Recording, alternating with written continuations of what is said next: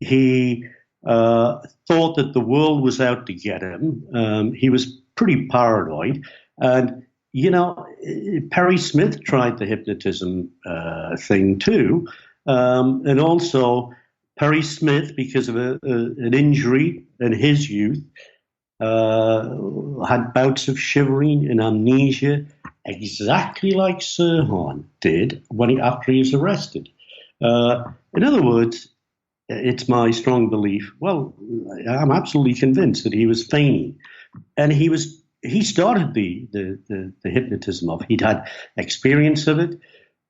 He knew about it, and he thought this might get him off the hook, whilst at the same time becoming a hero to his people meaning the Palestinians.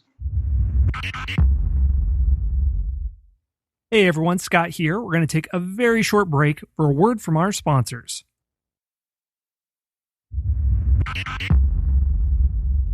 And getting to the actual planning and the day of the assassination, what happens? And I know this timeline is important because then these are the facts that are adjudicated by conspiracy theorists and others who think there's something else going on. So what leads up to the actual assassination? The election, it was the end of the primary in California. Sirhan at the time, by the way, he was also unlucky in love. His brothers even teased him about being unlucky with women. He was lost. He was without a job. And, he was in a terrible situation. But then he started to write. He did the self-hypnotism. He started to write in his notebooks about wanting to kill, first of all, the likes of Goldberg and Lyndon Johnson, and then set his sights on. I think he backed away from shooting Lyndon Johnson, or possibly backed away from shooting Lyndon Johnson, because at that time, Lyndon Johnson was one of the most heavily protected presidents ever. You had riots in the streets, race riots. You had the Vietnam War. And most of Johnson's speeches were on military bases. And he was very well protected by the Secret Service. So clearly, Sirhan wouldn't consider himself lucky there. He'd been following the campaign. He was angry about Robert Kennedy's support for Israel. He'd said he thought Robert Kennedy was fantastic at first. But then when Robert Kennedy was giving his speeches, during the California primary especially, and the Oregon primary, he read it. He read about it in newspapers and became incensed. So that's why he targeted. That's one of the reasons why he targeted. Second reason, of course, was second Kennedy assassin. Third reason was the personal one. His life was going nowhere, and he fit in with the profile of most assassins. So tell me about the planning and then the day of the assassination. So he bought a gun shortly beforehand with the help of his brother Munir. Munir had a friend who was selling a gun. And remember, it was illegal to, if you're an illegal alien, it was illegal to own a handgun. In California, especially. So he was doing an illegal thing, and Munir should have been charged by the police, because it was Munir who handed the money over to his friend. So Sirhan and Munir bought this pistol at Sirhan's behest. Sirhan wanted the pistol, and he was on the track. So on the day of the assassination, he spent a long time at a gun range, hours on end, I think probably about 6 hours. And at the gun range, he practiced. I think he probably shot about 400 shots. Long time on the gun range, came back. He heard about the parties going on for various politicians in various hotels to celebrate the primary victories. He heard about there's going to be a march in Los Angeles supporting Israel, the anniversary of the 6-Day War. And then he went to the ambassador, I believe he went there on purpose because twice before in the previous week, he'd stalked Bobby Kennedy. One was to San Diego and another place around the Los Angeles area. And there is plenty of evidence to support this. So he'd been stalking Robert Kennedy on the day of the assassination. Yeah, hours and hours of practice. He met up with a friend at Big Boy's restaurant, some restaurant in Los Angeles. Chatted to this friend, then thought he'd go downtown to Los Angeles to see what's going on, as he said. Well, he was going to the Ambassador Hotel, no doubt. Then he had 4 Tom Collins drinks.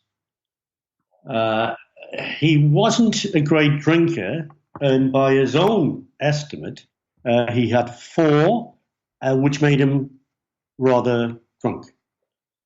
He went out to his car. He got his gun, which was in the glove compartment, came back in, went to the pantry, asked a number of people, will Robert Kennedy be coming through this way? Because no one was sure which way he'd come from the stage in the embassy ballroom of the Ambassador Hotel. He was told by a couple of people this way, so he waited in the pantry. That was the way that Bobby Kennedy went to the stage of the embassy ballroom, and that was the way he came back, heading for the Colonial Room, where he was to give an interview with the print press. And that's when Sirhan attacked. All right, well, in the aftermath, this is where a lot of the debate comes in. He has suggested, Sirhan, that he has no memory and no recollection of what has happened. Is this the narrative that's largely taken hold? It's the narrative that's largely taken hold, but the actual true facts have been ignored by the majority of the media. Let's put aside the fact that the KGB started this robotic assassin thing. Naturally, the CIA is going to copy and try and do the same thing. KGB failed, CIA failed, the Israeli Mossad failed. The Israeli Mossad attempted to hypnotize a Palestinian who turned, obviously, to go to Jordan to kill Yasser Arafat. It failed miserably. It's a long story, but it's a pretty incredible story. But it failed miserably. Now, you had these intelligence organizations which could build a robotic assassin. And yet, they keep on saying that it's possible. No, it wasn't, and isn't to this day. They used people like Pale Hardra, who did time in Denmark prison because of a murder connected to hypnosis. They ignore the fact that in 1972, this happened in 53, I believe, but in 1972, they ignore the fact that he gave an interview to a Danish newspaper and said it was put in his mind by the Danish police. He made it up, and it wasn't true. So they used that story without telling the full facts. The second one they use is so-called magicians, hypnotists and magicians. Derren Brown is one. And they use the fact that Derren Brown produced a program for TV in which he built a robotic assassin who shot someone during filming. This is absolute nonsense once more, because what they failed to tell their readers is that Derren Brown gave an interview in which he said, look, this is illusion, and he said, I'm an illusionist. This is what I do. Some of it's made up and some of it's real, but that's for you to figure out because I'm an entertainer. So you had the whole hypnosis thing going on, but you don't really have to be a psychologist or a psychiatrist to prove Sirhan wrong. You can prove him wrong by a couple of simple facts. The major one is one of his defense investigators, Michael McCowan. He was sitting next to Sirhan at his trial, and he asked someone was giving evidence, a witness was giving evidence, and McCowan said to him, to follow up with the witness evidence, he said, well, why didn't you shoot Bobby Kennedy between the eyes? And Sirhan said, because that son of a bitch turned his head at the last second. That's proof, but that's not good enough for conspiracy theorists. They accuse Michael McCowan of not being a very nice person, and lying, and all of this, that, and the other. Until 2011, when Dan Muldeer, who is one of the leading experts with this case, received a signed affidavit by Michael McCowan saying that the notes he has, in other words, he gave the notes. The notes were published in the Los Angeles Times. The notes with Sirhan's handwriting, checked out as well. He said from everything from the time he was having a cup of coffee to sober up, he said, to the time of the assassination, he described everyone who he talked to in the Ambassador Hotel, all of the people, all of the events. In other words, this absolutely proves in Sirhan's own hand that he was lying, and he was feigning amnesia. So it sounds like a lot of people watched the Manchurian Candidate in the early 1960s and let their imaginations run a little wild with these sorts of cases. You're right, Scott. Hollywood has got a lot to answer for. TV has got a lot to answer for. How many programs have you seen on TV where, the hero, or the villain, should I say, hypnotizes someone to kill, someone big in the United States?